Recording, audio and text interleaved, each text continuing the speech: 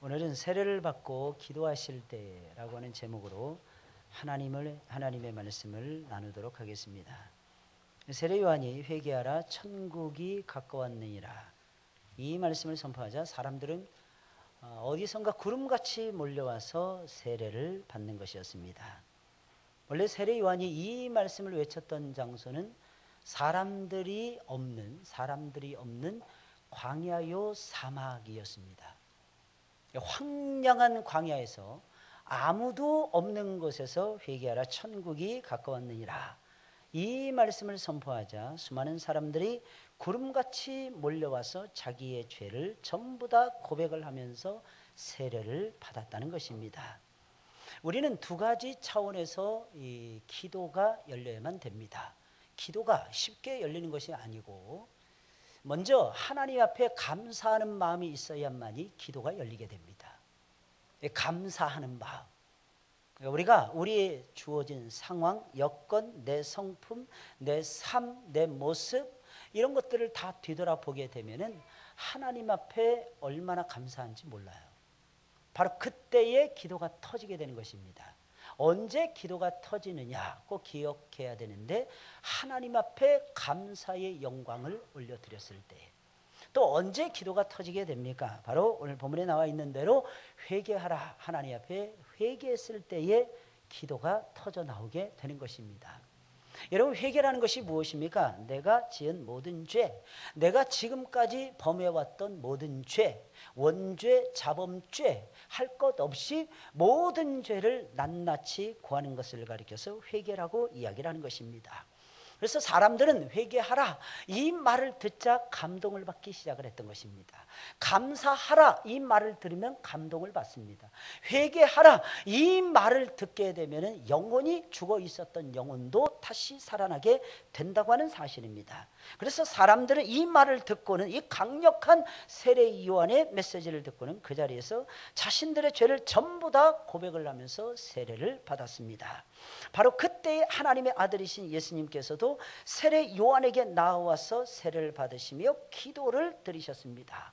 여러분 이 얼마나 겸손한 모습입니까? 사람들이 하나님이신 예수님께 나와서 세례를 받는 것이 이치에 맞는 것인데 정반대로 하나님이신 주님께서 하나님의 아들이신 주님께서 사람인 세례 요한에게 나와서 겸손하게 엎드리면서 세례를 받으신 것입니다. 여러분 세례는 우리가 잘 알다시피 죄를 씻어내는 거룩한 의식을 가리켜서 세례라고 말을 하는 것입니다. 물론 세례는 물세례가 있고 불세례가 있죠. 여러분 물세례라는 것은 외적인 표시에 불과할 때가 많습니다. 불세례라는 것은 마음의 구주로 믿고 성령의 불을 받아가지고 새로워지는 세례를 가리켜서 불세례라고 부르는 것입니다. 아무쪼록 세례라는 것은 죄를 씻어내는 거룩한 의식이기에 죄가 없으신 주님께서는 세례를 받으실 이유가 전혀 없었습니다. 예수님은 죄가 없는 하나님이시다 보니까 세례를 받으실 이유가 예수님께는 없었던 것입니다. 그럼에도 불구하고 예수님께서는 세례 요한에게 나오셔서 겸손하게 엎드려 세례를 받으시며 그의 공생의 사역을 시작하셨으니 사랑하는 여러분들이요 이 얼마나 놀랍고도 위대한 일이냐는 것입니다. 그런데 더욱 놀라운 일은 예수님께서 세례 요한에게 나아가서 세례를 받으시고 기도하실 때에 지금까지 그 누구도 경험하지 못했던 엄청난 일이 벌어지고야 말았다는 것입니다. 세례를 받으시는 예수님의 지극히 겸손한 모습에 하나님이 감동을 먹으신 것입니다. 하나님이 감동을 먹으시고 아주 놀라운 역사를 예수님 위에다가 선물로 얹혀 주셨다는 것입니다. 사랑하는 여러분들이요 하나님 앞에서 겸손하게 행하시기를 예수님의 이름으로 축원을 드립니다. 여러분 많은 사람들은 그저 높아지려고만 합니다. 높은 자리를 좋아합니다. 그 높은 자리에 올라서 권력을 휘두르는 것을 좋아합니다. 높은 자리에 올라서 돈을 마음대로 쓰는 것을 좋아합니다. 여러분 이것이 좋은 것 같이 우리는 보여질지 모르지만은 예수 그리스도 안에서 하나님 안에서는 이 모습이 좋은 모습이 아니라는 것을 저와 여러분들은 아셔야만 될 것입니다. 높아질 수 있는데도 불구하고 높아지지 않는 것, 여러분 이것이 바로 예수님께서 우리에게 보여주신 고귀한 삶의 단면이라고 하는 사실입니다. 아는데도 불구하고 안다고 말하지 않는 거, 오히려 다른 사람들이 내가 이것을 압니다 라고 말할 때까지 기다려주는 거, 아니 그 정도가 아니라 다른 사람을 먼저 높은 곳에 세우기 위해서 수고하고 땀을 흘리고 애를 쓰는 그런 겸손한 모습, 이런 겸손한 모습을 우리 주님께서는 우리에게 보여주고 계신다고 하는 사실입니다.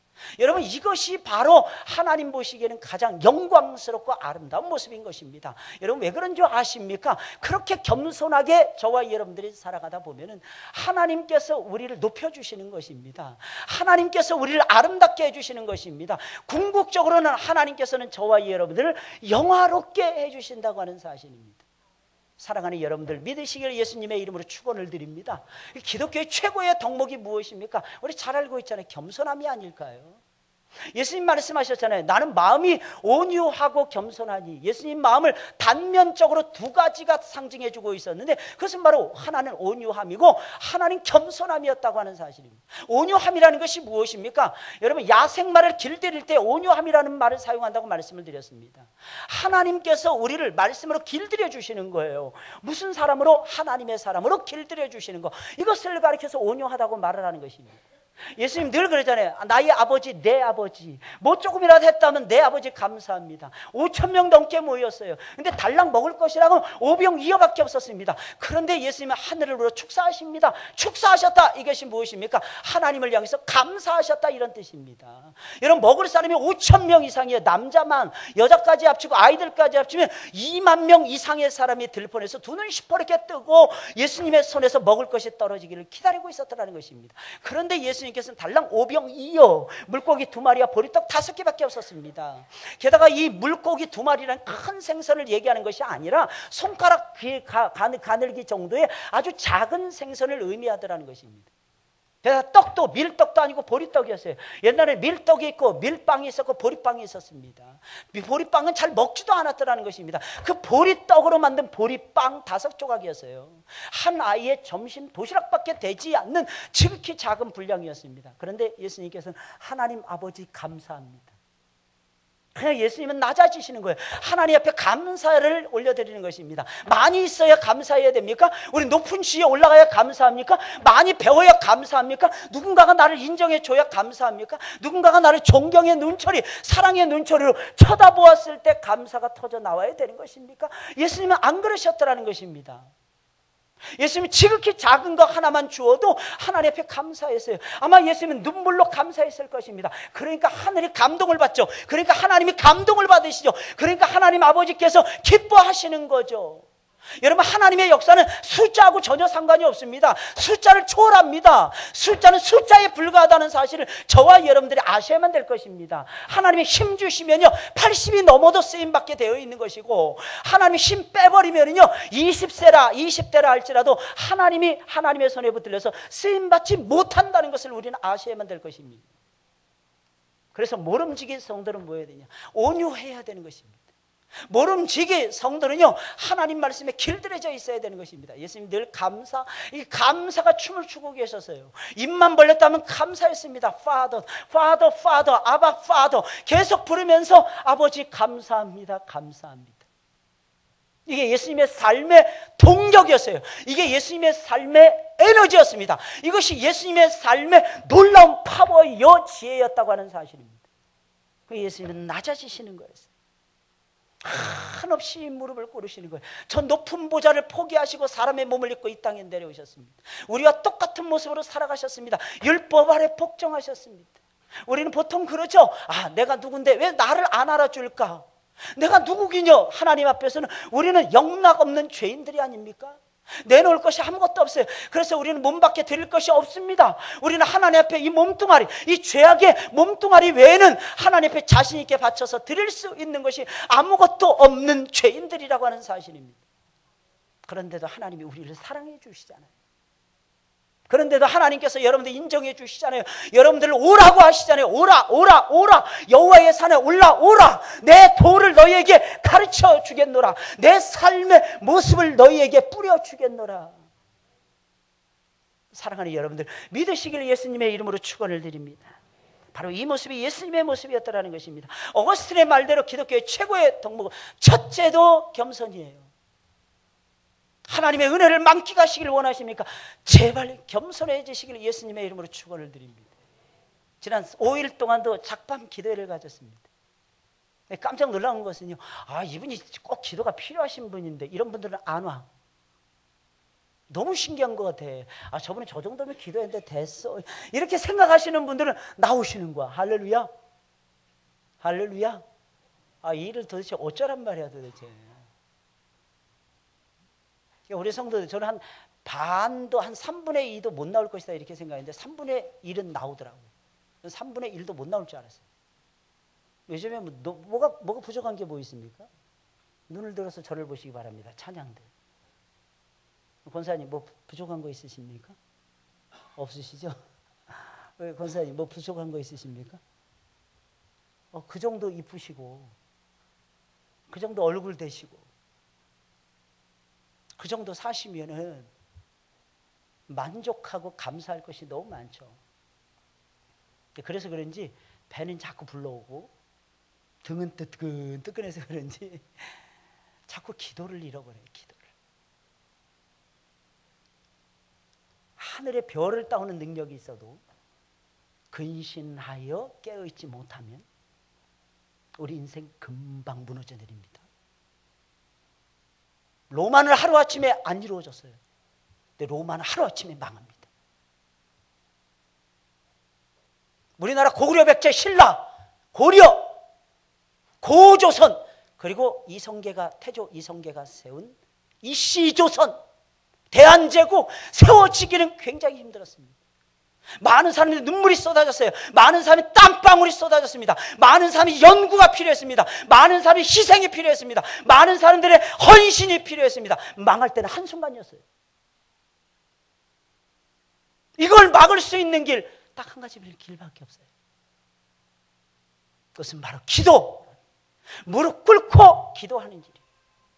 사랑하는 여러분들, 제발 무릎 꿇으시고 기도하시길 예수님의 이름으로 축원을 드립니다. 우리는 기도해야 되는 거예요. 기도. 저는 많이 봤어요. 성경에 대해서 많이 아는 학박사들도 많이 만나보았습니다. 여러분, 이단들 보세요. 성경에 대해서 모르는 사람들이 있나?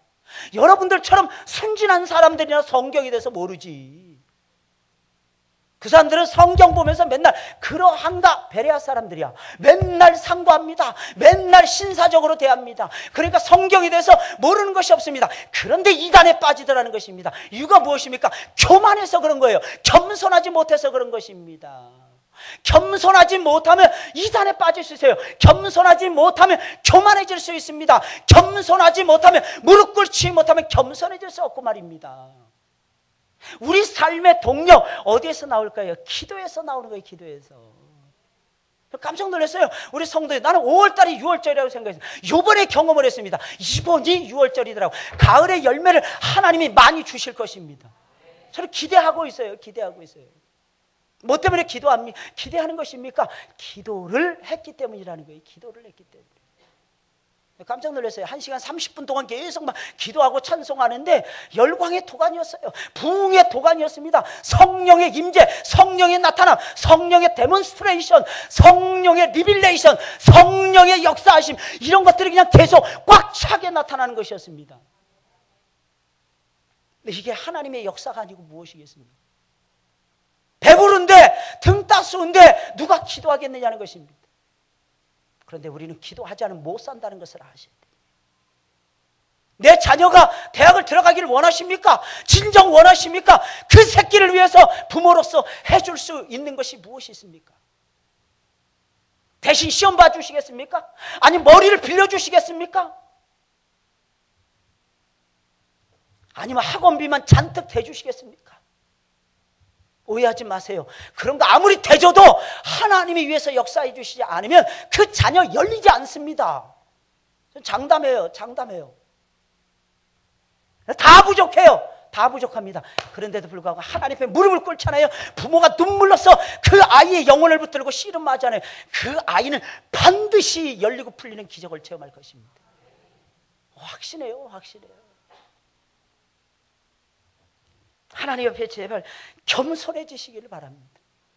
겸손이 힘이야. 겸손이. 험블 마인드를 가지셔야 됩니다. 여기에 계신 모든 분들도 겸손하게 엎드려서 성령의 세례를 받으세요. 우리 물세례 받았잖아요. 물세례 받은 거 가지고 족한 줄 여기지 마시고, 하나님, 내 주인이 주님이십니다. 내 인생의 주님이 주인이 되십니다. 그 주인을 모시고 내가 이제 성령이 충만해서 살아가겠습니다. 이게 성령 세례예요.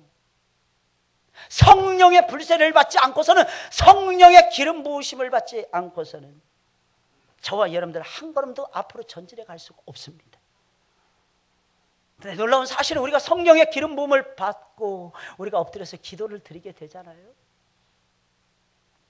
하나님 아버지의 놀라우신 역사하심이 아주 충만하게 우리들의 삶 가운데 분명히 나타나고야 만다는 것입니다. 왜 놀라운 역사가 없는 것입니까? 왜 기적의 역사가 없는 것입니까?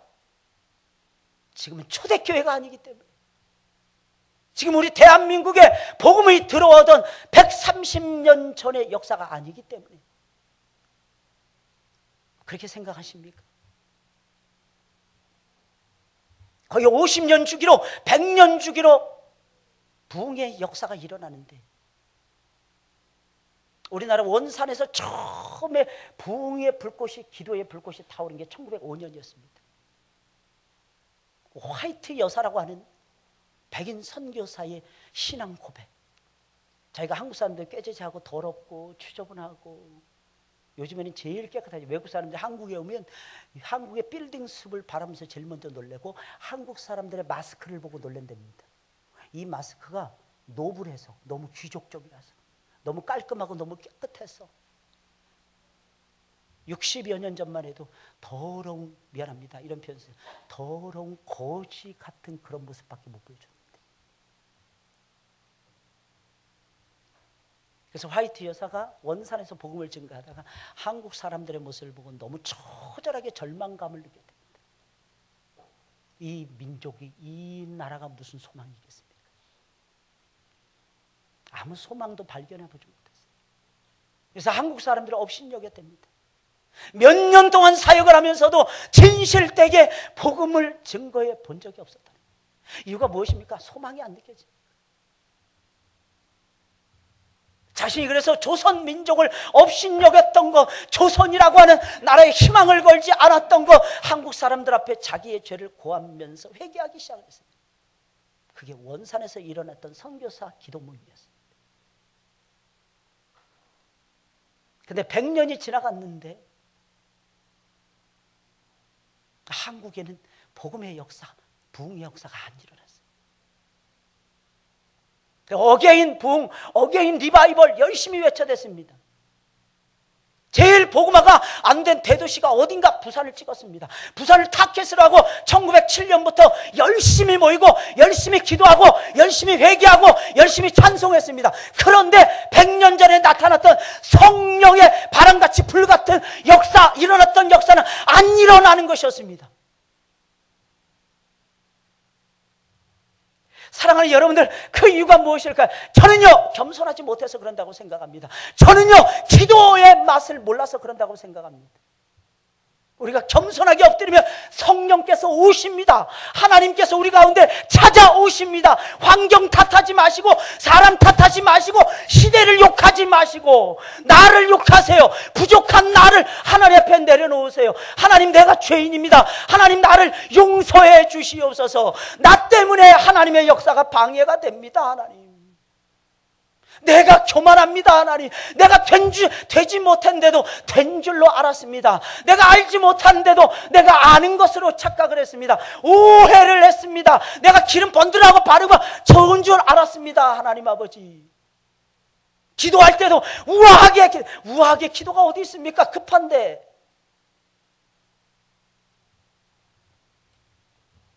사랑하는 여러분들, 겸손하게 엎드려 기도하지 않으면 역사가 없습니다.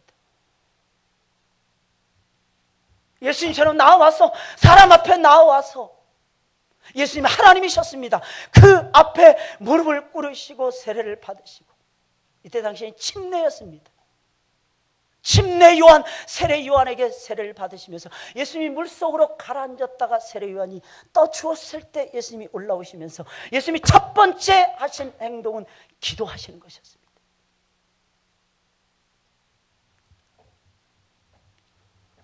실력이 모자란다고 말하지 마세요. 가진 것이 적다고 말하지 마세요. 우리에게 진정 적고 모자란 것은 기도입니다.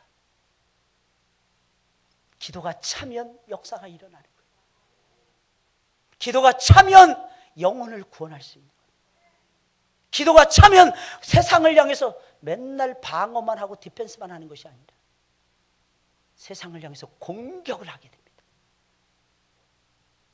그래서 마귀는 다윗을 무서워했던 거예요. 마귀는 사도 바울을 무서워했던 것입니다. 예루살렘을 올라갈 때는 예루살렘에 올라가지 못하도록 주변의 사람들까지 동원하고 유대주의자들까지 동원해서 사도 바울의 발목을 묶으려고 했습니다. 예루살렘에 올라가서는 로마로 가게 되면 마귀가 두려운 나머지 사도 바울을 로마로 들어가지 못하도록 온갖 공작, 온갖 방해, 온갖 나쁜 짓을 다 하는 것이었습니다. 왜? 하나님 나라가 세상의 나라를 침노해 오는 것이 두려웠기 때문입니다. 그러나 사랑하는 여러분들, 기도해 보세요.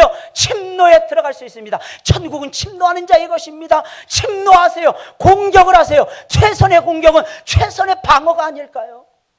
하나님 나라 지키시길 원하십니까? 우리 하늘문교회 지켜나가시길 원하십니까? 우리 하늘문교회를 통해서 자자손손 복을 누리길 원하십니까? 기도의 진지를 구축해 나가자고요. 기도의 칼을 갈자고요. 기도의 무기를 만들자고요. 기도의 원자탄을 만들자고요. 이런 것을 앞장서서 하셨던 분이 예수님이십니다. 그래서 우리는 늘 고백하는 거예요. 난 예수가 좋다오. 사랑하는 여러분들, 지금 이 시간에 예배 드리러 여러분들 오셨습니까?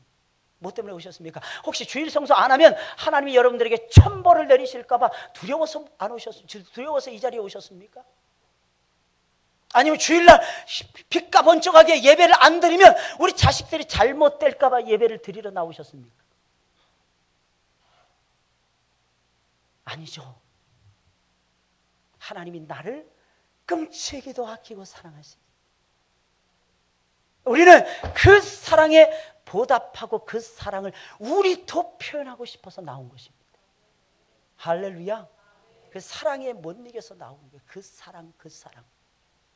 그 사랑, 크고 놀라운 사랑, 그 사랑, 역사하시는 사랑, 그 사랑, 나를 변화시킨 그 사랑, 그 사랑, 이 세상을 쥐락펴락하면서 이 세상의 눈물을 짜내는 그 사랑 때문에 저와 여러분들은 지금 이 시간에 나오셔서 예배를 드리고 있는 것입니다. 할렐루야. 할렐루야. 제발 믿으세요, 여러분들. 그럼 예수님께서 겸손히 엎드려 세례를 받으시고 기도를 드리셨을 때에는 어떤 일이 일어났습니까? 아주 놀라운 일을 하나님이 선물로 주셨습니다. 첫째로 하늘이 활짝 열리는 기적의 역사가 나타났어요. 하늘이 열리는 거예요. 하늘이 열리는 거예요. 21절에 있는 말씀, 백성이 다 세례를 받을세 예수도 세례를 받으시고 기도하실 때에 하늘이 열리며, 예수님이 세례를 받으시고 물에서 올라오십니다. 물에서 올라오시면서 예수님이 첫 번째 하신 것은 기도하는 것이었습니다.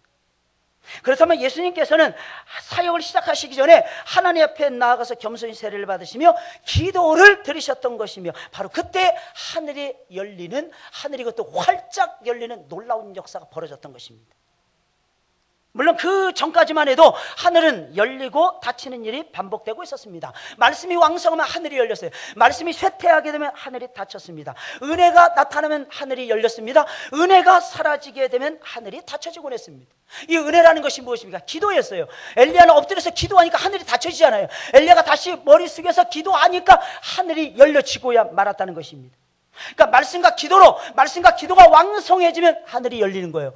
그 말씀과 기도가 닫혀지게 되면 하늘이 닫혀져 버리는 것입니다.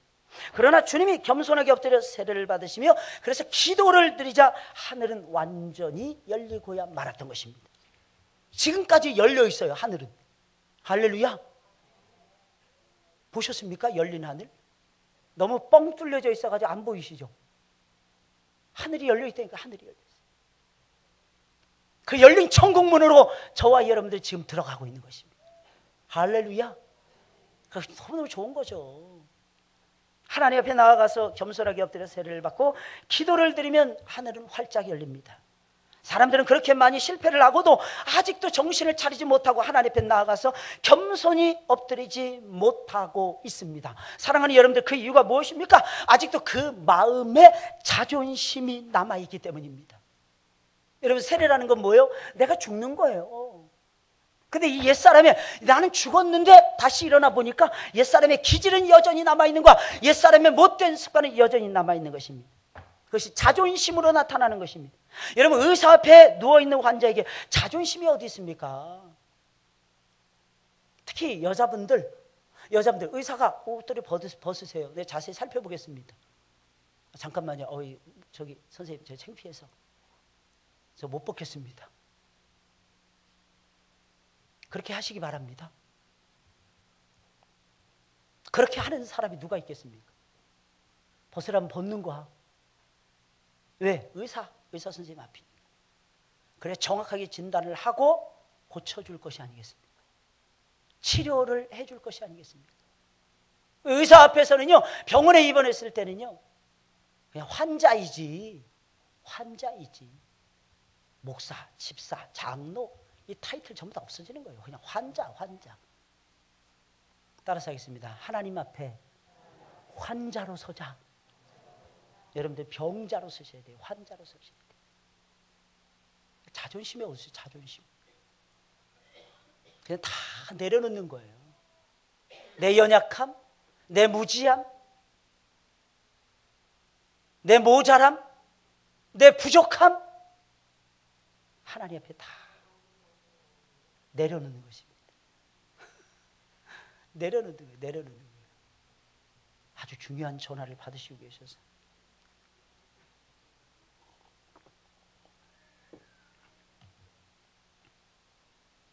저도 잠깐 쉬고 같이 쉬었다 가죠. 예배드리러 오실 때 전화를 다 꺼놓으셔야 돼요. 아니면 아예 집에서 가져오지 마세요. 집에서 아예 가져오지 마세요. 이 교회 오셔서 만큼은 제발 그거 좀 안 만지작거렸으면 좋겠어요. 저 어렸을 때 전화가 개통이 됐습니다.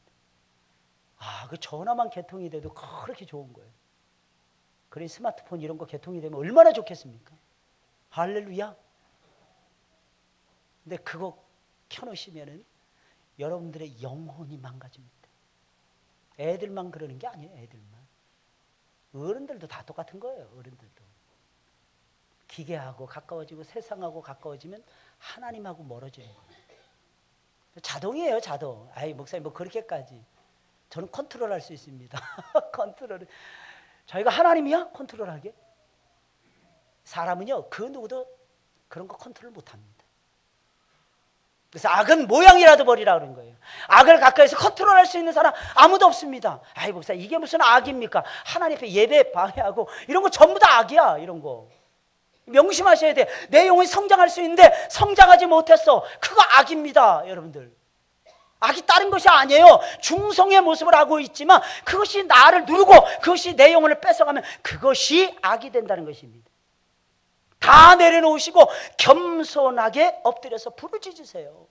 여러분, 우리 삶의 본질은 부르짖는 데 나타나더라는 것입니다. 여러분, 이 시대에 제일 안타까운 일이 있습니다. 기도하는, 안타까운 것은 부르짖어 기도하는 사람이 많지 않다는 것입니다. 사람들이 소근소근대는 속으로 소근소근됩니다. 물론 속으로 소근소근되는 것도 중요합니다. 그러나 하나님이요, 너는 내게 부르짖으라 그랬어요. 내가 내게 응답하겠고 크고 비밀한 일, 놀라운 일을 내가 내게 보이리라. 아무한테나 보이는 것이 아닙니다. 부르짖는 자들에게만 주신다는 거예요. 제발 부르짖어 기도하세요. 이스라엘 백성들은 그 파워가 오잖아요. 부르짖어 기도하는 데서 나왔습니다. 전 지금도 생각이 납니다. 옛날에 SFC 활동을 할 때요, 제일 많이 부르짖어 기도했던 것으로 생각이 납니다. 엄청나게 기도 많이 했어요. 엄청나게. 한 가지 일만 있으면 그냥 기도하라는 것이었어요. 릴레이 기도, 금식 기도, 별로의 기도를 다 했습니다. 돌아가면서 모여서 하는 기도, 별로의 기도, 부서별 기도, 전체 기도, 웬 놈의 기도의 제목을 잔뜩 잘도 붙이는지 모르겠어요. 아주 지쳐서 죽는 줄 알았어요. 한 번은 밤에 기도를 하면서 이 찬양과 경배의 시간을 갖는데 밤 10시에 시작을 했어요. 예배가 7시에 시작해가지고 10시에 마쳤습니다. 잠깐 화장실 갔다 와서 10시부터 찬양과 경배 시작하는데 2시가 돼도 다 안 끝나는 거예요. 2시가 돼도. 해보셨습니까? 그러면요 12시 한 반 정도 되면 그분이 오셔가지고 화가 나기 시작을 해요. 야, 이놈의 거 이거 언제 끝나나? 진짜로. 1시 딱 넘어가잖아요. 그 한 20-30분 동안 막 씨름합니다. 막 하고. 마음 같은 손 내리고 어디로 가버리고 싶어. 그냥 막 도망치고 싶어. 게다가 손을 계속 들라 그래. 한 2시간 막 손 들고. 어떻게 이렇게 무식한지 목사님들이. 네, 여러분 아십니까? 그게 신앙이었어요. 그게. 1시간 넘어가면 에이 모르겠다 포기합니다. 그냥 손 들고 그냥 넋이라도 있고 없고 그냥 부르는 거예요. 그냥. 찬송 부르라면 찬송 부르고 그냥 저절로 오토매틱으로 막 이루어지는 거예요. 울라면 울고 웃으라면 웃고 막 이루어지는 거예요. 그러다 보면 2시 반 막 2시간 넘어가기 시작합니다. 해보셨나요? 하룻밤만 그러면 제가 말을 안 합니다. 그 다음날 또 시작합니다. 그 다음날 또 시작합니다. 그때는 캠퍼스의 복음화 운동이 왕성하게 일어납니다. 예수 우리 왕이요를 안 부른 캠퍼스가 없었습니다. 돌아다니면서. 전 지금도 머릿속에 생생해요. 한 23년 전에. 이게 살아있는 그리스도인들의 모습이 아닐까요? 사랑하는 여러분들, 제발 자존심 내려놓고 여러분들의 죄악을 내려놓고 하나님 앞에 엎드려서 부르짖어 기도하시길 예수님의 이름으로 축원을 드립니다. 언제 하늘이 뻥뻥 열리는 것입니까? 언제 하늘이 열려서 우리 안에 안고 있는 영적인 문제, 육신의 문제를 통째로 우리가 날려보낼 수 있는 것입니까? 내 안에 나밖에 모르는 쓴뿌리, 나밖에 모르는 죄성, 온갖 악성들, 이런 것들을 뿌리채 뽑을 수가 있는 것입니까? 하나님 앞에 나가서 불세례 받고 물세례 받고 하나님 앞에 엎드려서 기도를 드렸을 때라는 것입니다. 기도를 드려야 하늘이 열리는 거예요. 기도하지 않으면 하늘이 안 열리더라는 것입니다. 예수님 올라오시는 거예요. 올라오시면서 기도하시니까 하늘이 열려지고야 말았더라는 것입니다. 사람들은 교회가 크면 무조건 좋은 것으로 생각합니다. 예, 저도 그렇게 생각해요. 물론 크면 좋지요. 그러나 하늘이 열리는 역사는 대부분이 큰 교회에서 일어나지 않았다는 것을 우리는 알아야 될 것입니다. 마가의 다락방에서 소수의 사람, 우리 교회보다 작은 소수의 사람들이 모였을 때 바람같이 불같이 켜여 갈라지는 것 같이 하나님의 성령이 불 가운데 내리면서 부흥의 역사가 일어나고야 말았습니다. 여러분, 빌라델피아 교회는 지극히 작은 교회였습니다. 그런데 적은 능력으로도 예수님의 이름을 배반하지 않는 거예요. 그러니까 하나님이 그들에게 무엇을 주셨습니까? 하늘의 열린 문을 주셨습니다. 작더라도 적더라도 지혜가 모자라도 하나님의 이름 붙들고 사랑하는 여러분들 씨름하시면서 기도하시기를 예수님의 이름으로 축원을 드립니다. 어떤 난관이 있어도 어떤 어려움이 있어도 제발 붙들고 기도하세요. 먼저 포기부터 하지 마시고 말입니다. 어떤 좋은 일이 있습니까? 더 좋은 일이 계속해서 일어나도록 엎드려서 기도하세요. 한 번 승리하고 족하면 우린 기도할 필요가 없죠. 2번 승리해야 됩니다. 1번 승리, 3번 승리해야 됩니다. 10번, 20번, 100번, 1000번 예수님 오실 때까지 저와 여러분들 승리의 연속선상에 서 있어야 될 것입니다. 둘째로 예수께서 세례를 받으시며 기도하시자 성령이 형체로, 성령이 비둘기의 형체로 강림하시고 말았습니다. 하나님이 주신 최고의 축복은요, 성령의 기름 부으심입니다. 이러면 게임 오버야. 성령의 기름 부으심을 받아요. 보면 22절 상반부의 말씀입니다. 성령이 형체로 비둘기같이 그의 위에 강림하시더니. 우와, 놀라운 역사예요. 성령이 형체로 내려오시는 거야. 비둘기의 형체로. 이 비둘기는 사람을 첫째 두려워하지 않는 속성이 있습니다. 2번째, 비둘기는요 평화의 상징이라서 오고 가는 A와 B라는 사람을 연결시켜주면서 평화의 메시지를 전달해주는 매체가 바로 고대에는 비둘기였어요. 하늘과 땅을 연결시키는 거예요. 예수 그리스도가 기도하고 올라오자 하늘과 땅이 분리되어 있었던 하늘과 땅이 열리더니 성령이 그 위에서 쏟아져 내려오면서 하나님과 우리가 하나가 되는 놀라운 역사를 예수님께서 가져오셨다는 것입니다. 사랑하는 여러분들, 제발 믿으시길 예수님의 이름으로 축원을 드립니다. 여러분, 성령의 기름 부으심의 역사, 이것은 하늘과 땅, 갈라져 있었던 하늘과 땅이 하나로 통폐합이 되는, 통합이 되는, 연결이 되는 축복의 역사였다는 것입니다. 그래서 겸손히 엎드려서 기도하는 것이 이렇게 소중한 거예요. 우리는 어떤 때는 저를 보세요. 말하고도 까먹죠. 말하고도 까먹으시는 분 손 들어보세요. 아, 정직하지 못하시네. 한 50대만 아니죠. 한 40대 중반만 가도 이 현상 나타나는데. 아니죠. 여자들은 뭐 애기 핑계 대면서 30대 중반에도 나타나는 현상이고요. 말해놓고 까먹는 거예요. 말해놓고. 들어놓고 안 들었다고 우기고 말이에요. 말해놓고 말 안 했다고 우기고 말입니다. 할렐루야. 편하긴 편해. 진짜 그렇게 살면. 네, 사랑하는, 그럼에도 불구하고 우리가 승승장구하고 살아갈 수 있는 이유가 있습니다. 나는 부족해도, 나는 연약해도 성령께서 나와 하나님을 연결시켜 주시는 거예요. 성령께서. 성령이 비둘기같이 형처럼 임해. 사람들이 이 광경 보고 어땠을까요? 놀랐을까요? 안 놀랐을까요? 사람들이 봤을까요? 못 봤을까요? 봤으니까 누가가 이렇게 말하는 거죠. 형체로, 보이는 형체로 비둘기처럼 내려오셨습니다. 마치 예수 그리스도가 강림하듯이 강림하신 거예요. 사람들은 눈이 휘둥그레졌을 것입니다. 깜짝 놀랐을 것입니다. 어찌할 바를 몰라 했을 것입니다. 입에서는 감탄사가 절로 나왔을 것입니다. 이것이 바로 기도의 역사라는 거예요. 이것이 바로 불세례의 역사라는 것입니다. 하나님의 역사는 강력하면서도 부드럽습니다. 그래서 비둘기의 형체로 나타났던 것입니다.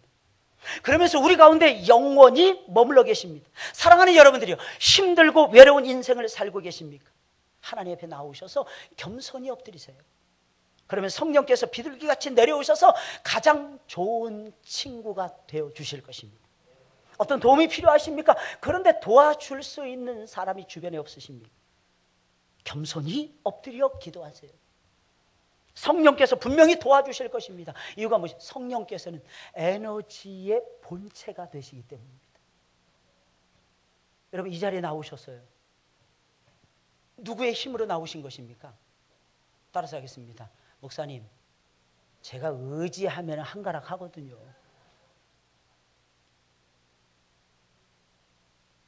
세상 사람들 다 변해도 나는 안 변합니다. 목사님. 내가 이래봬도 주일 성수 관념이 튼튼하거든요. 그럼 다른 사람들은 주일 성수 관념이 없어서 주일날 못 나옵니까? 사실은 그게 아니고 성령께서 내 안에서 역사해 주시기 때문입니다. 성령의 도우심을 따라 사세요. 여러분들 마음대로 행하려고 하지 마시고. 마지막 세 번째로, 예수께서 세례를 받고 기도하실 때는 하늘로부터 음성이 들려왔어요. 기도하면 하늘의 소리를 들을 수 있습니다. 왜 우리는 하늘의 소리를 듣지 못하는 것입니까? 기도하지 않아서 그런 거예요.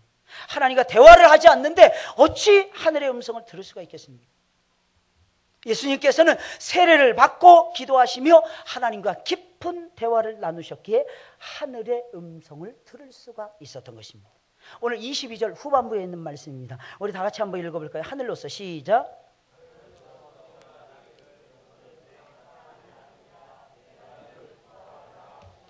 아멘, 아멘. 이 놀라운 말씀. 너는 내 사랑하는 아들이라 그러는 거예요. 내가 너를 기뻐하노라. 여러분, 이 음성을 들으셨습니까? 못 들어보셨죠? 여러분, 왜 못 들어보신 줄 아십니까? 여러분들이 듣고 싶어하는 소리가 이 음성이 아니기 때문입니다. 여러분들이 듣고 싶은 게 무엇이냐면, 하나님, 내가 너에게 아파트 한 채를 주겠노라. 내가 너에게 커다란 기업체 하나를 주겠노라. 내가 너에게 너의 자식의 문을 열어주어서 내가 복중에 아들을 원하면 아들을 줄 것이요, 딸을 원하면 딸을 줄 것이니라. 대학에 들어가고 싶어하면 대학에 들여보낼 것이니라. 취업을 하고 싶으면 취업의 문을 열어줄 것이니라. 이런 것만 듣기를 좋아하더라. 이런 것만. 근데 예수님이 진짜, 하나님이 진짜 우리에게 들려주고 싶어하는 음성은 그것이 아닙니다. 내가 너를 사랑한단다, 내 아들아. 내가 너를 기뻐한단다. 내가 너를 인정한다, 이거. 하나님이 우리를 인정하신다, 하나님이 우리를 누구보다도 사랑하신다, 이런 뜻입니다. 우리가 우상을 버립니다. 이유가 무엇입니까? 하나님의 사랑을 체험했기 때문입니다.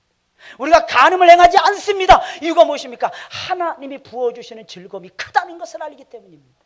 우리가 세상에 빠지지 않습니다. 세상의 즐거움을 쫓아가지 않습니다. 이유가 무엇입니까? 잠시 잠깐은 사람들하고 어울려 주기 위해서 화토도 치고, 이제 곧 추석이 되면 전부 다 화토 칠 거 아니겠습니까? 화토도 치시고 윷놀이도 하시고 우리가 하지만은 사실은 본질은 그것이 아니라는 것입니다.